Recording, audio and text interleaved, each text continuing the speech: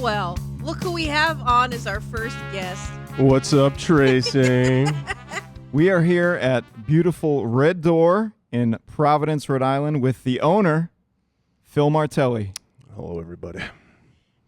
How you doing, Phil? Not bad for a Sunday. I'm just waking up here trying to get things rolling. Yeah. Thanks for having me. Yeah. Appreciate it. Well, this is our first time doing this, and you're the first guest, so thanks for Lucky me. thanks for doing it. No problem. So you started Red Door. You took over the business during COVID. Is that right? Well, first of all, people that are watching don't know what Red Door is, so maybe we should start there. Red Door is a little bar we opened up in Providence. Matt, who just happened to walk in the door. For a long time, I wanted to own a bar, talked about it, thought about it.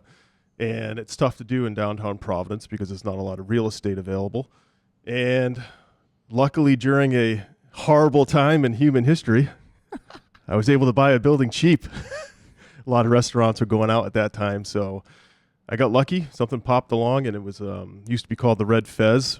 It was a place that me and my wife, Julie, hey, baby, used to go to all the time, and we enjoyed it. And it was funny. I made one phone call to a real estate friend that I was interested in, what's out there, what's for sale. I want to know what's going on. And he said, hold on a minute. I'm going to call you right back. And he did. And he said, if you go to the Red Fez right now, they'll sell it to you. And I was like, okay. So This was in 2020? this was probably 2020, yeah. It was midway through the pandemic, and it was a strange, quick, aligning of the stars, I guess. So I'm like, all right, I'm going to run down there. I ran down, and it was a gigantic piece of shit when I walked in the door. But being part of my background is in the construction industry, it wasn't really that scary for me to see it, and it was a good chance to get a good deal, and we got it. So Wow. Yeah. I mean, we used to hang out here when we were younger, when it was the Red Fez, and it was like It was the place to go. It was the place to go. It was really cool and had a good vibe. But when you came over and renovated it and did all the things you did to it, it made it like a billion times better. well, thank you very much. Yeah. No, it like you put so much work into this place, and it's, we like rag on Providence a lot just because we're from here and we know a lot of people from here, and it's it's easy to do. But at the end of the day, it really is a beautiful city, and this is one of the places that contributes to that in a big way. And Oh, thanks. yeah, Appreciate that. you should be proud of it, man. It's awesome. I am. No, I'm. The transition of what it was to now is awesome. I mean, it really is cool, and it's cool, to walk in the door and know that we own the place. Blah blah blah. But it is a fun thing to have. So this is the spot to hang out. For those of you that are watching this and from the area, you should come down to the Red Door, which is located on, what road is this? 49 Peck Street. 49 Peck Street, Yeah. right next to 10 Bar and Sushi, whatever it's called. That's 10 close, Trace. Steak and Sushi. Nice job. Well, yeah, that's if people know that's the thing that's been around here. Yeah, for a let's while. name all the businesses in the area. Sorry. Okay. So you mentioned you were in construction. Yeah. So when did that start for you? Oh, I was a little kid. Yeah, we growing up wondered in the that. world of construction. Yep. See, people that don't know, we've known Phil for how many years? Been a Well, friend of ours? we started working together in 2011 with the school. Yep. And here we are, Yeah. many years later. No, construction's my family blood. It is something that's been with me forever, but something that's maybe because I've done it for so long is probably the almost boring in a sense now. I've kind of been there, done that, and maybe that's just the way my brain is. I don't know, but I like to do new things and just, I don't know, feel it out there. But Well, it was a family business, and you got involved at a young age, right? yeah. Fifth 5th generation. Fifth generation? Yep. Oh, wow. 1918 it started. Yep. Damn. Yep. And did you start out doing carpentry right away? Yeah, I mean, carpentry, getting tortured by my family. And actually, the first job I had, I think I was 13, and my grandfather, who owned the construction company, he wanted to start a restaurant. So he opened a restaurant in my hometown, Swansea, Marty's Bistro, and that was my first job. This was 13 years old. Get out front on the street at 5 o'clock in the morning so one of the cooks could pick me up and drive me to work. Ask me if kids do that anymore. Oh, wow. There wasn't even who's picking you up. It was get outside because someone's picking you up and you're going to work. Okay, Ma. That Get was out the in the 70s. That was the Yeah. 70s for you. Hey. And 80s. Yeah. Yep. You can talk, you can walk, go to Yeah, work. Go to work. Yeah. Oh my But it was God. good. It was a good first job, washing dishes, doing stuff. I was waffle boy on the weekends. That was awesome. Make all your waffle dreams come true. So how did you transition from that into construction? Geez. I think I was too young to really. You have to have some strength to be in construction in reality, right? You could jump into it, but if you're going to hold something that can cut your arm off, you probably want to be able to hold on to it. So I don't think I was actually on a job site till I was 15. And then that was more, hey, dig a hole, do this, do that. And they really, my family was rough and tough, old school carpentry. So it was learn and get beat up all day. Maybe that's why I don't want to do it anymore. Well, you're still doing it, and you're very successful. So Yeah. you at some point you also transitioned from being an employee to taking over the business, right? Yep. How did that come about? I was working with an uncle at the time. He taught me a lot. He was great. I think at the time I was working for him because my grandfather had left. Started working for my uncle for probably 2 to 3 years, and I was running jobs at that point. I knew the ins and outs, and I asked him, hey, can you make me a partner of some sort? Let me, really take control of something more than just being this guy on the job site. And he said, no. And I said, okay, well, I think I'm going to quit then and try to do it on my own. And he said, okay, good luck. How old are you? And I went, all right. I guess I just quit. So that was, I think I was like 24, 25. Yeah. And then, like anything else, I mean, I don't know, when you get thrown at it and you have to survive and you have to make it happen, you just get up in the morning and work. And I took one job and treat people right, honest, and I kept getting calls and it just never stopped and it just kept getting crazier and crazier. That's awesome. So, yeah. So we own a few businesses together, and we've been doing that since 2011, so pretty long time. So there's a huge difference when you move from being an employee to being an owner and a boss. And you are a good boss, and you have employees. You're a good boss too. Yeah, meaning when he said we, he means him and Phil, everyone watching, not me. We don't own businesses together, brother and sister here.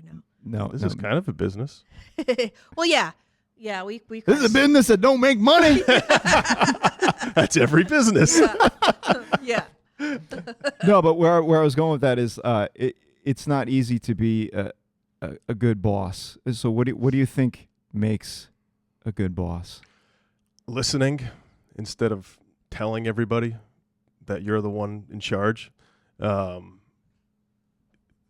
Best thing about being a boss, I think, is really letting your team run your business. Because if you think you can do everything better than someone else, then you're never going to learn anything, first of all.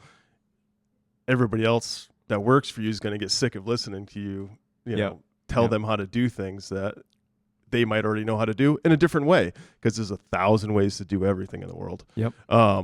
And I love sitting back and letting people tell me what they know, how they would do something, how, really it doesn't matter what the job is. Just sit back and just kind of let them run, and then you can really truly see how someone is, what's Yeah. their real personality like. If you let them thrive, then they're going to turn into who they really are, because day one you're trying to get to know somebody, and then it's interesting because you'll see them either sink, and just be not a nice person, not honest, and you'll weed them away, or they'll shine and they'll take control, and you're giving them the ability to really learn themselves and get better at stuff. So being good boss is sitting back, listening to your crew, and really helping them be better, because in turn it'll make you better. And No, for hopefully- sure. That's something I've definitely learned in our time running a business together, and still learning. But it, like when we started out, my inclination was to do everything because I can do everything better than everyone else. So I'm just going to do it all myself. But that's it. Really, just the opposite of the way it should be. I mean, you got to, like you said, let people shine. Let people show you what they know and what they want to do, what they're capable of doing, and then base your strategy on that. Yeah.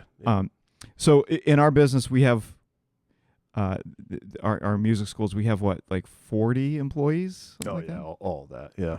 Wow. How many do you have I in? realize that. Yeah, there's a lot of them out That's there. a lot. Well, 3 schools. Yeah, Yeah.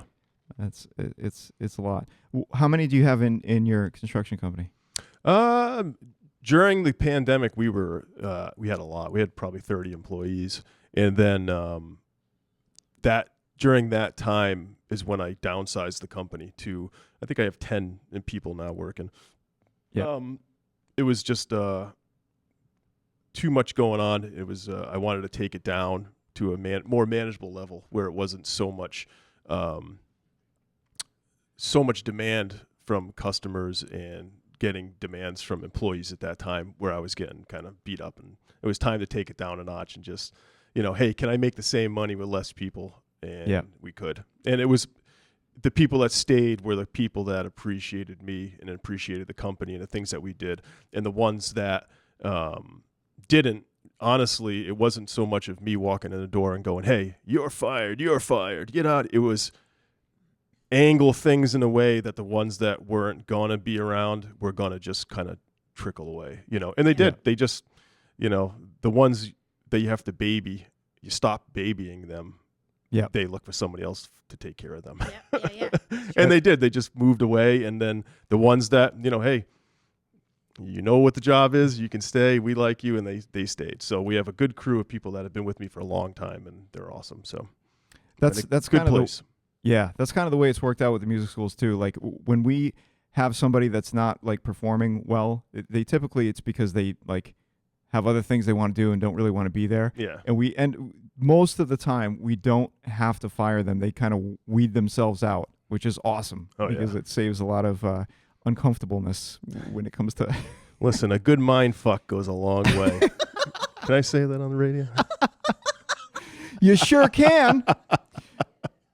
So every time I talk to you, you're like mad busy with construction projects. How do you go about picking your projects? Oh boy. I think over time now, you get the sense of people, who's going to be appreciative of what we're going to do. Construction projects, man, we can be in your house for 6 months, a year sometimes. So you really get to know someone. So Yeah. you kind of want to try to pick those people that maybe are going to be easy to work with, appreciative, like I said, of Be sane. the guys. Be sane. Yes. Huge. Get closer to the mic. Oh. It's it's interesting being in people's homes for a long time. So, and people forget that in construction and certain other trade jobs, these are not robots doing work. They're humans. They make mistakes, and those are the people that I want to work for. Those are the ones that, hey, something happened, somebody painted a wrong color in a room, and okay, Yeah. we'll repaint it. It's not the end of the world, where some clients will go bananas off the walls crying that their wall is a different color and not the one they picked out that day. And That was the favorite part of their day. Yeah. And it's like, Is giving you yeah, hell. yeah. So then we just, hey, it's paint. no big deal. Yeah. Let's get over this. So anyway, but so we're lucky we can be a little more selective now. I don't have to take every single job that comes our way. So Yeah, that's cool. So we talked a little bit about the pandemic affecting our lives in terms of like you having the opportunity to buy a bar. yeah. But like, how did it affect the construction world and the housing market and stuff? Well, there's high prices now, and that's because of the pandemic and people paying them. We talked about it earlier, I think, and you know, anybody who's upset over what things cost these days, it's because of us. We drove these prices. You know, there was a commercial on TV during the pandemic of a girl. It was just a real estate company, and it was somebody running to a house, hugging it, and saying, "This one's mine." And it's like, Yeah. you insane? Yeah. You know, they're listing houses at $500,000, and people are overbidding these houses, you know, and driving the prices Yeah. to the sky. And it's like, and then everybody's upset at other people that maybe didn't have anything to do with it. It was the consumers driving these prices through the roof. The greed. And The greed. And Mhm. during that time when I was really running a larger construction company, the demand from customers was so unrealistic, and again, no appreciation. The employees were cornering us as bosses and saying, "Hey, I can get $5 more an hour now down the street because it's so much work. It's so busy." So now there goes the appreciation for what I've done, which is given them a job for however long and taking care of them. Now they're looking at me as just a dollar sign. Now Yeah. I can get more money here. I don't really care about you anymore. And I'm on this path. And I'm like, this all works during a time when it's super crazy, super busy, and demand's there and blah, blah, blah. But that all goes away. It always changes. And when it does, they start calling me back for a job. And Yep. then these customers who were also not nice and who were taking advantage of us as a business, you know, also call me back looking for help because no one will work for them, you know. And Yep. it's Yeah. it was a weird time. It was too busy. It was and again, it was a time that really made construction industry for me not fun. And that's when I knew I had to change, because I was sitting at my desk and I was like, this is not fun. Like, this is, Yep. I don't know if it was too much, you know, we had too much going on, or just the how it was at the time. But either way, I made the decision at that point, like, hey, I'm not happy. I don't like this. Mm-hmm. Luckily, I am the boss, so I get to make those choices of changing. And, Yeah. you know, Yeah. that's important, I think. So what did you change? Just how we just cut the jobs down, like different types of jobs. We won't do, not that we won't do them anymore, but we really a lot less. So we concentrate now more on new houses, building new homes, working for people that we really like. Whereas before it was, if you called us, we were sending people. We were taking any work that came our way. Yep. And it was yeah, it was just too much. I didn't like it. So like, we changed it. But now, dude, I can't. I'm in a super happy place with my construction company. Like everybody, you know, I have a cousin who works in the design, a cousin who works as a manager. I have an uncle that works, leads the excavation side of things. I can say pretty much my vice president, Kevin, who's been with me almost since day one. It's just like a nice little family, and I have no complaints. Everybody that works for me now is great, and they're doing good things, and we're doing good work. So That's Yeah, awesome. that's Yeah. awesome. thanks. One of the positive things that came out of COVID was a lot of people made like big life changes like that, and spent more time with their families and did things that they wanted to do that they didn't have time to do, you know, before that all happened. And a lot of people developed skills. But you're sitting home all day. What are you going to do? Like, the people with motivation are going to like watch YouTube and figure out how to do shit. Yeah. And that's one of the things I used it a lot for too, is you know, teaching myself how to do like basic house Crochet. Yeah. no, like basic house renovations and that type of shit. But your son basically taught himself how to be an auto mechanic Oh yeah. on YouTube. Yeah. Come on. Really? Oh yeah. He's the best mechanic I have right now. He's 22, and he's unreal. I'm looking for one. Yeah. Bring your car over. That's awesome. Yeah. He did from YouTube? Yeah, pretty much. Yeah. Wow. Have no fear and just dive in, And he did. The kid's awesome. He fixed a box truck for me for the last 2 nights. He's out there at midnight with lights on, the truck's apart in the driveway, and I'm like, what are you doing? And kid's digging it, man, just going at it. So, dude, that's incredible. Yeah, it is awesome. That's yeah. awesome. Does he work in the construction companies though? No. He is going to be a mechanical engineer. He's finishing up his master's degree with 0 school debt. Wow. That's right, Dude, that's people. awesome. Go to state schools. Yes. Want to change it again? Don't pay for the big schools. You have one in your state that's going to be just as it's going to be inexpensive and manageable. Yes. That's another person. We're driving and we're supporting all these massive, conglomerate schools that, why do they do so well? Because everybody pays it. Yep. And Yeah. there's no change unless we change. But so he was lucky, man. He's getting out of school with no debt. That's freaking That's amazing. It is. And he's going to get a job that makes a ton of money, and he'll live at home probably forever and torture me. And now I call him my roommate, and I hope he leaves. But I still love him. So I remember when he was like 14, 15? Yeah. My God, the time Yeah. just goes by. Yeah, jamming at the school, man. Right? yeah. Yeah. Yeah, That that was a was long time funny. ago. So that was one of the things I moved during the pandemic too. Yep. But when I was in my old house, you and your son came over and were gracious enough to help me put new flooring in my house. That's right. Remember we that? did do that. Yeah. So the Yeah. day before that, the week before, you were like, yeah, just take the carpet out before we get there, so to make it easier. So I took the carpet out, but I left the subfloor in. How annoying was that for you guys that you had to help me get the fucking subfloor out? Listen, man, I love you like a brother. It doesn't matter.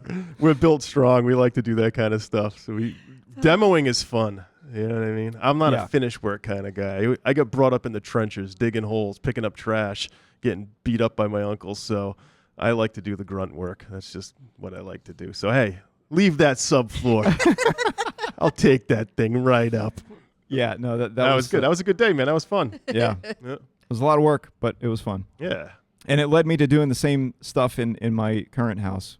Like, Dude. just from learning from you guys. Yeah. You know what I mean? Like, Learned it by watching you, Dad. So That was a drug commercial back in the 80s. for those youngins out there. So you're a father, a husband, a business owner, a teacher. You're a gigging musician Yeah. with how many bands? 2 bands right now. 2 Yep. bands, and yet you still have time to do like all this crazy stuff, like make maple syrup. Oh, I'm missing syrup season. It's right now. We're in peak season. No how do syrup you getting made. how do you balance all that? How do you I don't listen. what's your secret of balancing life? I don't know. Maybe I'm just stupid. But no one really knows. No, dude, I don't know. it's your you have a crazy work ethic. Yeah, I Yeah, agree. I think one thing that construction really did was made me get up early in the morning, which is Yeah. kind of silly to say in a sense, but to me the workday starts at 7. So no matter what I'm doing, whether it be the school or the bar or whatever, I start at 7. So I just get up and start doing stuff. And when you start early, that opens up a lot of avenues because I can be done with construction, what I need to do, by 11. Yeah. So then I can squeeze in the gym, hopefully, and then go move on to my next project, whatever's going on. And it's time management and, again, letting people do things for you. And you're not, I'm not doing that to, I don't know how to say it, not to be lazy and stuff like that, but it's a business. You Yeah. need people to run these things and really make your company shine. So, again, I do have good people that can do that. So it's just, I don't know. And then, what am I going to do at 5? And I say this to Julie all the time, my wife, hi, babe, is am I going to sit and watch TV till the night? You know what I mean? There's still so much of the day left to go do something. So we'll Yeah. go play music. We'll go teach for a night. Maybe I'll come to the bar for a night. We have jazz on Mondays. That's fun. Go see some live music, But to go plop on the couch every night, this, don't get me wrong. I like to plop on the couch, maybe eat a little cookie of something special. You know what I mean? Get me stupid for a little bit and just watch a movie. That's awesome. But, I don't want to do it every single night. I got to mix it up. Right. And I don't know. It's time management and enjoying what you're doing. If you're enjoying what you're doing, then is it ever really a lot of work? Is it ever really a lot of pressure? I like it. I like seeing all these people and, it's fun. Being productive. I find it fun. Make maple syrup. Come on. Any you other stick hobbies? a hose in the tree bleeds into a bucket. You're like, thank you, tree. You take it, you go boil it down, you drink all day, you smoke all day, and then at the end of the day, you got maple syrup. This isn't hard stuff, people. You know what I'm saying? That's what I'm saying. Sign me up. Yep, see?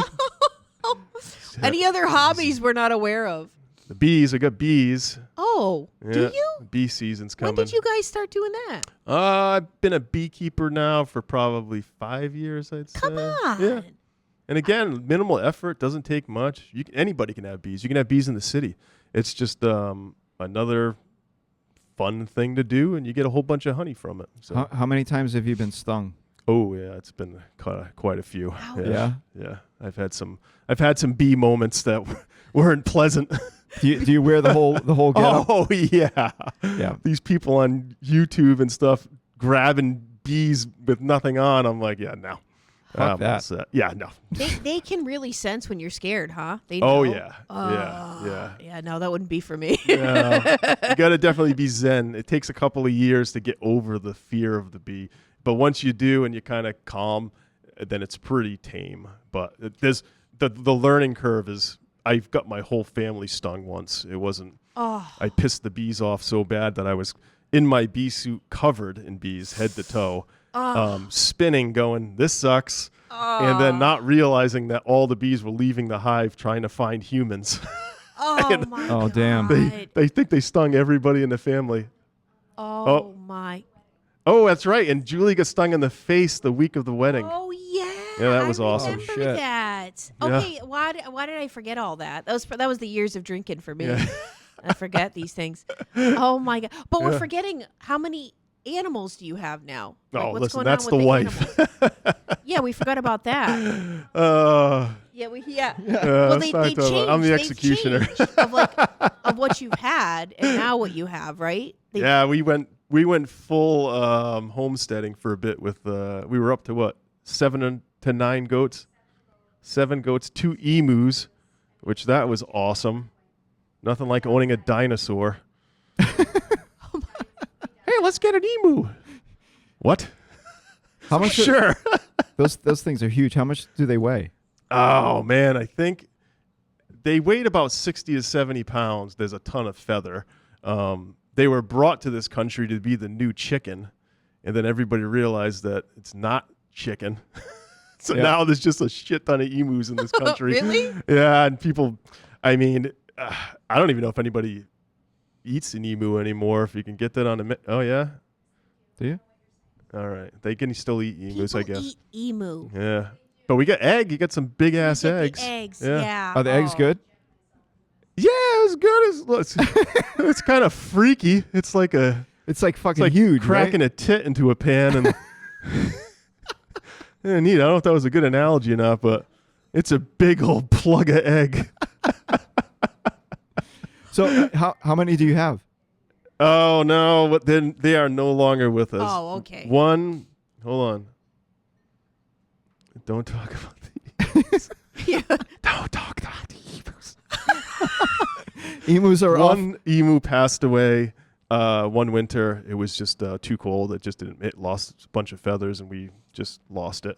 And then the other one, we ended up donating. So it's in a new home, new place, happy, running around like a dinosaur. Bird should. It's pretty sweet. Yeah. But you still have the goats. Yeah, we still have 4 goats. We got our 2 heavy metal goats. That is one with no ears and one with 3 legs. Yes. It's metal. And then 2 normal goats. Excuse me, honey? Julie's asking Phil to Oh, why is explain it- why. Why is it a goats- heavy metal Satan goat? All right. It's because I've been in heavy metal my whole life. So when we decided to knock up a female goat, wait, it wasn't me who did it though. How do we say this?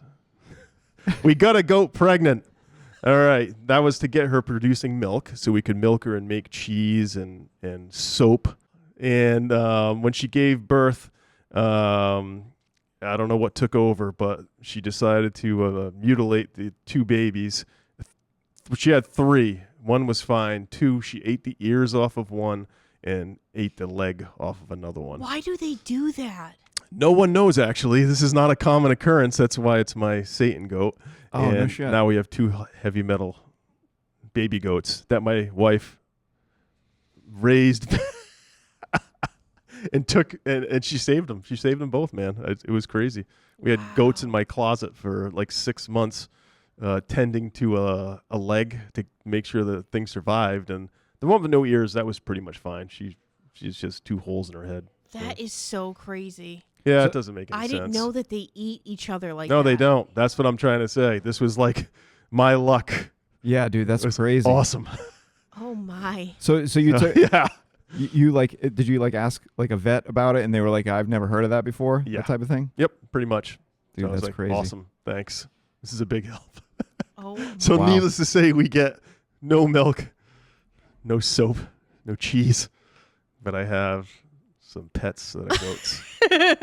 But they're cool, man. They're all happy. They're all bouncing around, so it's good. You know, they're Yeah. good animals, yeah. And you got the 2 cats and the 2 dogs? Two pooches. Yep. 2 pooches and 2 kitties. Yeah. The kitties that you want to kill. Yeah, yeah. And a couple of chickens left. Well, Oh, I you think we're still gonna have the get some chickens again this year. We have 2 left, so we're probably gonna get some new chickens to get some eggs. Yeah. Awesome. Nice. Yeah, for those of you who see our channel, you can tell we're big animal people too. Like a lot of my pets are in our videos. I have 2 dogs, 5 cats, a snake, and a bunny in my house. It's like a fucking zoo, but that's cool. Is a zoo, Sean. It is a zoo. You can get rid of the like. Yeah, you're right. You're right. It's a lot, but you know, as many of you know, maybe some of you, a lot of people watching don't know this, but my wife is a veterinary technician, so most of our animals are rescues. So any animals that come into the clinic that don't have a home usually end up at our house, which is it is what it is. It's a big happy family of a lot of pets and a lot of poop to be cleaned up on a daily basis.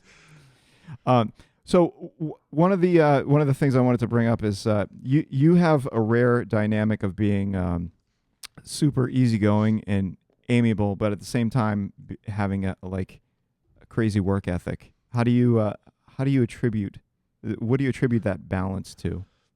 I have no idea.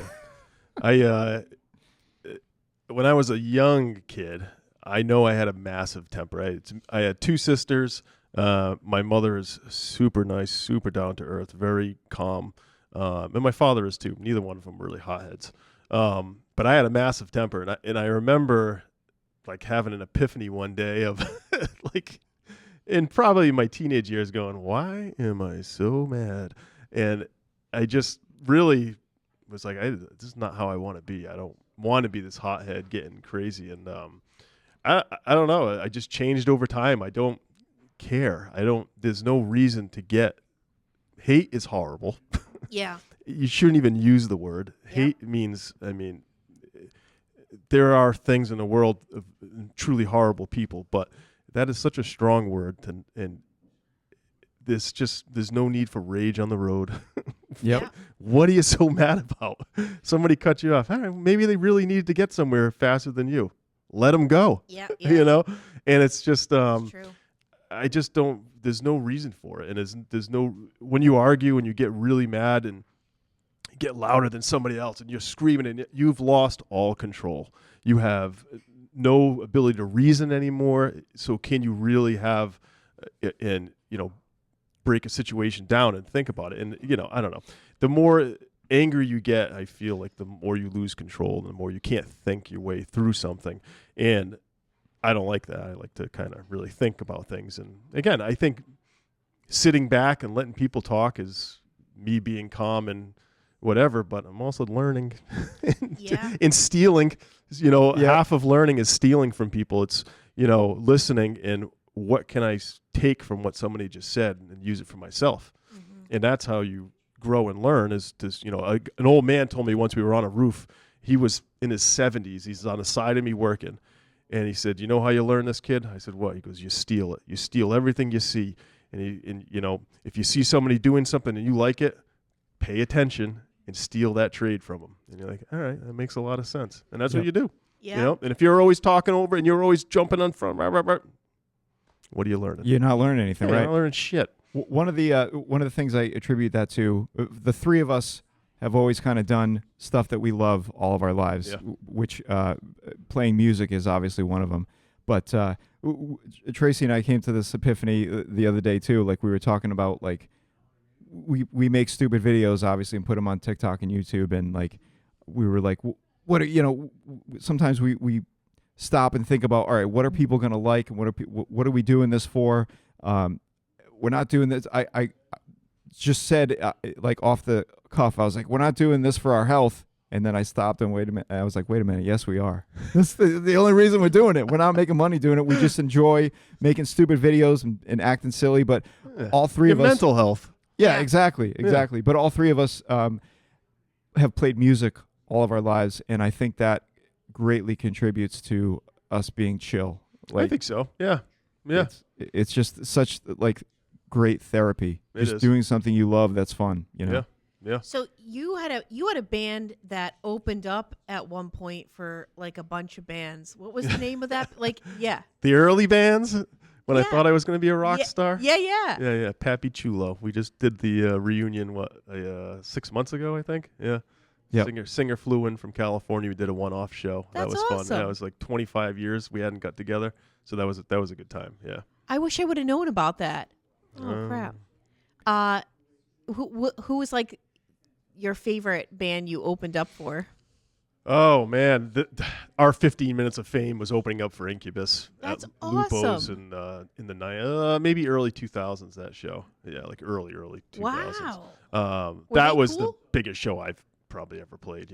At Lupo's, yeah, downtown. that was fun. Oh yeah, that was a good time. Were they cool? Did you get to meet them? Nope, they didn't get to meet any of them. No, I ended up sitting in on a radio station, AAF back in the day. You remember that station? Yeah.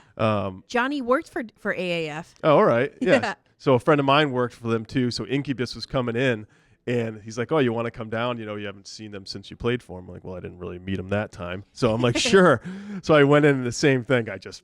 They didn't give me the time of day, and I was like, "All right." Don't you love when they do that? They're just like, I don't have time for you, little peasants. You're better than I am, sure. Yeah. Okay. Yeah.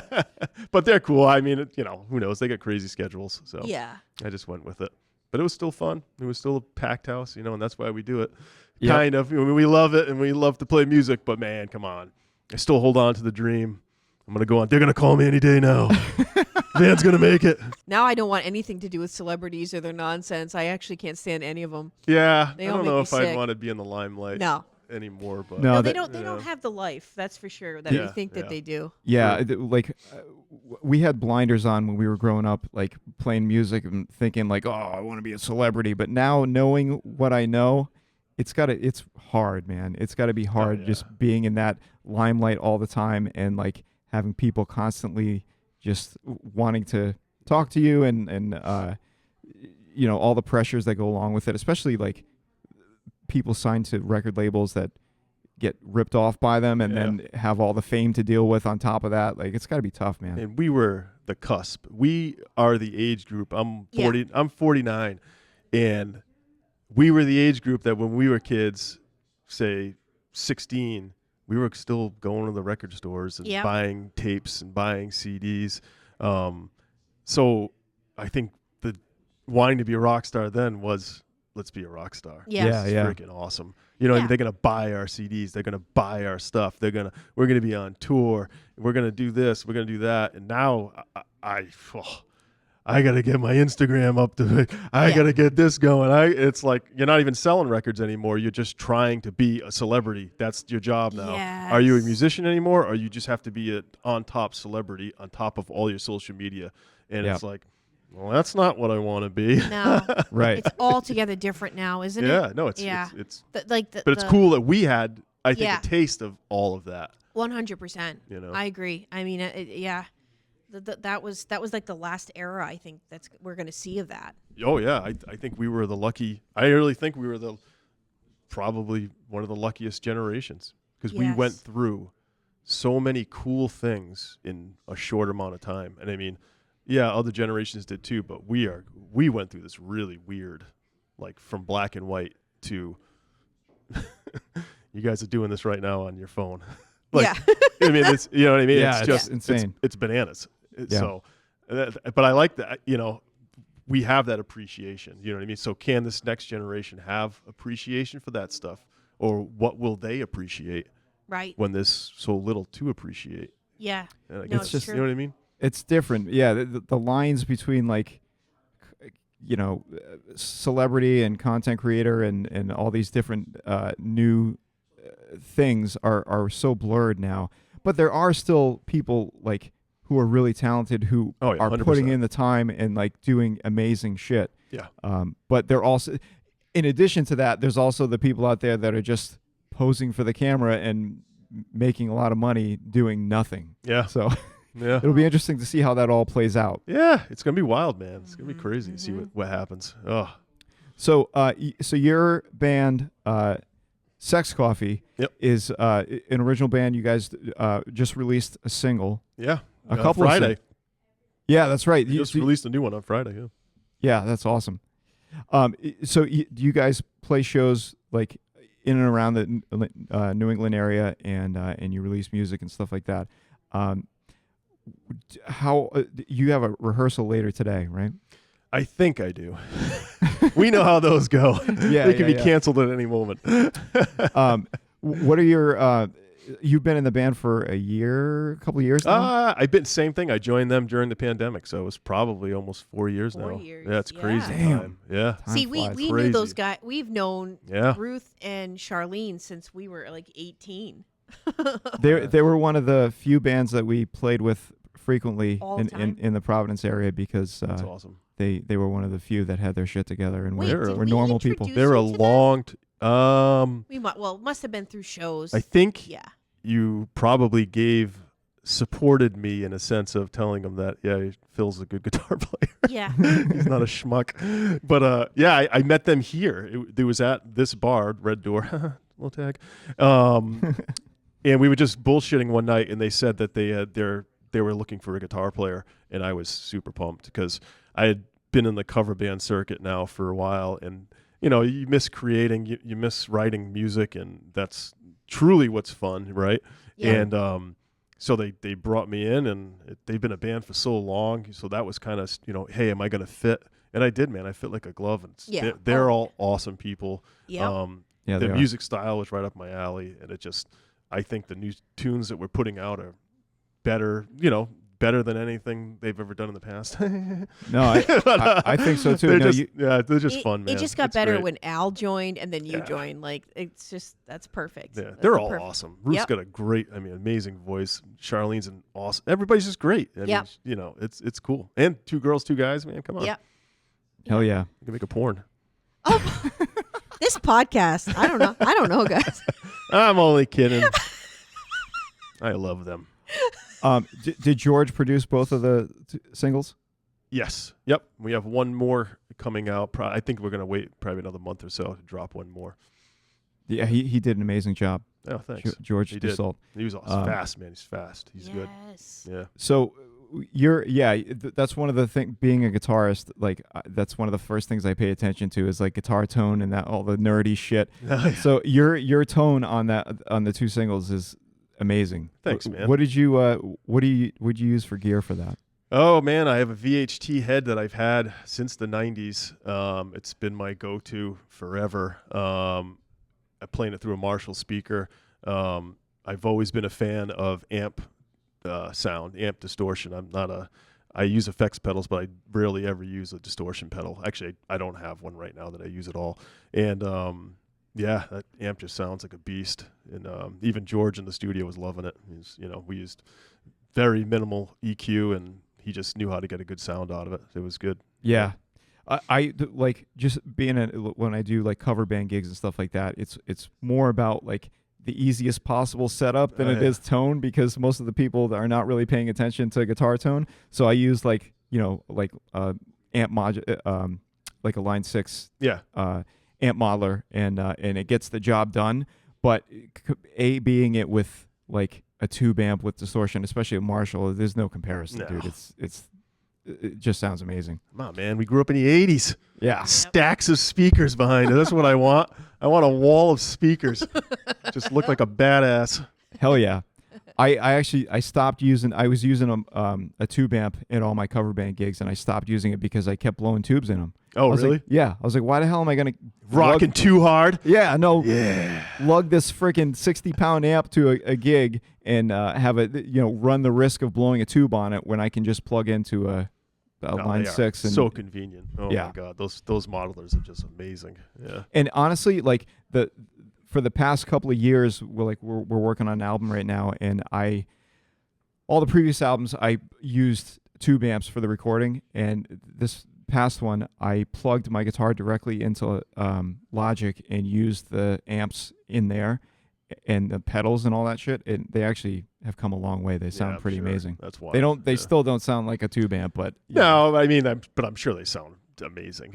I honestly, I don't think I've made the switch. One huge reason is I don't want to learn. I don't have the time in my day to look at that pedal board and go, how the fuck do I get a sound out of this thing that I like? And I don't know, it just frightens me. Yeah. And I can just plug, hit power. Yeah. Like, what was it? And it sounds better anyway. Like Back to the Future, man. Yeah. And just smash it. Where is everybody playing nowadays in Providence? I don't even know. I'm so out of the loop from not being in a band and going to bars anymore that I don't even know where everyone's going. It's tough, man. Because we lost Dusk, right? We lost Dusk. We La lost Parlor. The Century Lounge, which was No, it was Century Lounge turned into Askew. Askew. Yes. So that closed. Yeah. Yeah. No, it's wild. Yeah. Where are you guys playing? We're playing. I know we're playing Pub on Park. You've played there, I think, in on Cranston. a Sunday. Yeah, on the 23rd. And then I'm trying to think of some of the spots right now for the local bands. Geez, I'm drawing a blank. Well, we got Alchemy. Alchemy, of course. Alchemy's awesome. Yeah, they're great. Yeah. What's the News Cafe? Oh, in Pawtucket. Yeah, yes. that's a good time. They book a lot of good bands. They're still there. Yep. The Mets still doing bands. Yep, Mets still doing Met. stuff. Yep. We have a jazz night here on Mondays, but that's about. I mean, it's tough for us to pull off anything here. It's so small. So, but right. we try. You guys have music here like very often. Every Monday we have live jazz 7 to 10, which is top tier, awesome jazz. And then DJs Fridays and Saturdays, and I try to do one-off shows here and there of some bands, but it's hard. This place is really small, so it's just hard to pull off a big full size like a 5-piece rock band. I mean, you'd blow the doors off this place. But some cool smaller acts is fun, and it's nice to get them up here playing, especially like newbies, new bands that just trying to find like, hey, you only need to have 30 people up here and it feels like a full room, so you can easily get your buddies down here for a one-off gig and pack the place, I bet you could get the Caca-Dingalings to come down here. So we can dream, Trace. We can dream. You took guitar lessons as a teenager, and you told me at one point that your teacher was really into this obscure metal band called Zebra. Yes. Greatest 80s band. I honestly I've never heard of them. No, I had never heard of them until you mentioned them to me, and you were like, "Yeah, my instructor got me really into Zebra." Oh yeah. Great band. Oh yeah. We actually have prog rock or like it's kind of like a Rush, maybe. I don't know. Rush is prog though. Yeah. Would you call it hair metal or no? I don't know. They were like on the kind. I mean, they definitely were hair metal at the time, I guess, but a little bit more. It's only a 3-piece. No bass player, keyboard. The guitar player sang and played monster solos, and drummer. So sometimes that's what they did in the 80s. Oh yeah. Or if they played bass, they had bass solos. Wait, were they? Bring those Did you say? back. Did you say they were a trio? Yeah. Like Triumph. Like we actually have King's X. Oh, They were good. we played with them. Did you? Yeah, Oh man, they're awesome. yeah, they were really awesome. good. Nice. Nice. It's a big nice one. gu- Yeah, nice guys too. Nice. Well, that's cool. Because you're a multi-instrumentalist, you play drums, bass, guitar, keys, you sing. We actually have a little game for you. Oh boy. We isolate. In addition to being a multi-instrumentalist, you, like us, are also a big metal fan. Sure. And like especially hair metal, even though some of these don't quite fit into that. But anyway, we isolated some tracks from a few songs. And we're gonna play. Horrible. We're gonna play a little clip, and I want right. you to tell. I want to see if you can guess what they are, what songs they are. Okay. We'll start with an easy one. Well, let me qualify that. I think it's easy because I already know what it is. All but right, if I had heard it like without knowing, I don't know if I would be able to. Let figure it out. roll, bro. Okay, here we go. Here's number one. We're gonna keep track of how many of these you get. Okay, here we go. Man. Jesus, man. Was it a fart? Was it a freaking track? Hold on, let me turn it up. Let me turn it up a little bit. It's Sunday, bro. My brain's working like fucking slow. Okay, let me play it again. Oh my god. I want to. Oh man, that's not Maiden, is it? Yes. Oh man. You got it. You got Hold on then. How far can I go? Ah. That was the beginning of Run to the Hills. All right. Ooh, I got feel it. good now. You Okay. won. Okay, each one of these is a different instrument too, so just be It's gonna be a prepared. single drum hit. Here Yeah. we go. Can you hear it okay in the? Yeah. Okay. I got it. Okay, here's number 2.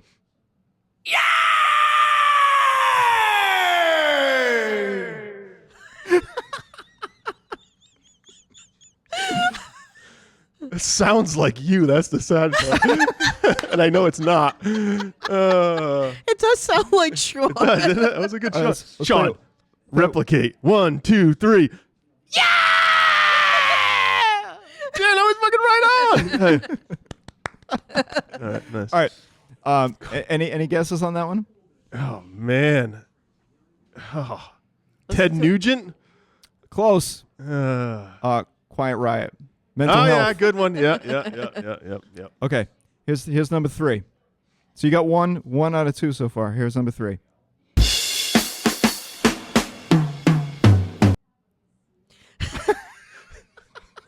He doesn't like this game. We find the worst drum fill ever. He does not like this game. Play that again. Hold on.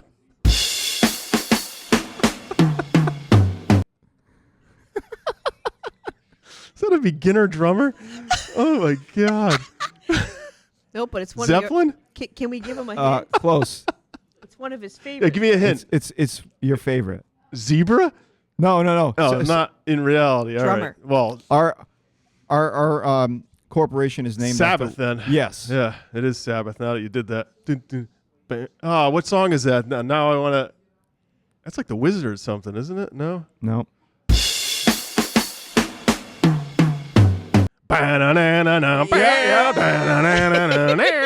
Yeah. Yay! Fairies like boots. Yes. You got it. Oh man, thanks for the hint. All right. You're like, this trivia game sucks. Oh man, I'm loving it. Come on.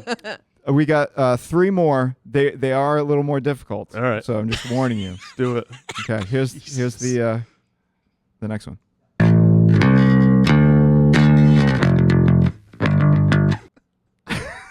She's my cherry pie. I knew you were gonna kill this game. Here's the 5th one. Okay. This is a short one. Bad medicine. Yes, dude. See? fucking nailing this The game. harder we thought it was going to be for you, you got it. I'm on a roll now. I'm feeling it. Yeah. Feeling it in my loins. Okay, this is the hardest one. Here we All go.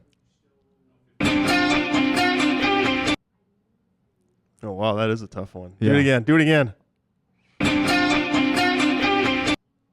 Phew, man, that sounds more like an '80s, like It is pop, like a little bit. pop hair metal. Oh, man. I'll give I you a ain't hearing hint. that one. Beavis and Butthead wore the band's T-shirt. Oh man, I know AC/DC was on one, but that wasn't AC/DC. Nope. Did they wear? Wasn't Metallica on the other one? T-shirt. Yep. And then Wait, there was, no. Oh, it was one of the other kids in the show that had the. Yeah, it was one of the other kids. One of the other. Hey, Johnny, who was the guy in Beavis and Butthead that wore the T-shirt that starts with a W? We're trying to get him to figure it out. You know, they had like Metallica, then they had. Oh AC/DC. man, I don't know if I'll get this one. No. Close, though. Winger. Winger. Yeah, it's. Was it Winger? Yeah, it's Winger. Who was the kid? Oh, in Beavis and man. Butthead, though? Great guitar solo in that song. Yeah. Great guitar solo. Yep. All So where can you said you got a show coming up on the 23rd? It's 23rd with Sex Coffee at Pub and Park in Cranston.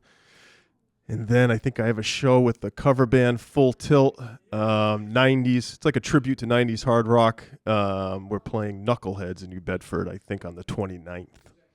Nice. That's it. Yeah, man. Well, thank you so much for doing this. Yeah, thanks, Coming guys. It was on and awesome. It was talking. fun. We'll Yeah. have to do it again. Yes. Party on, party people.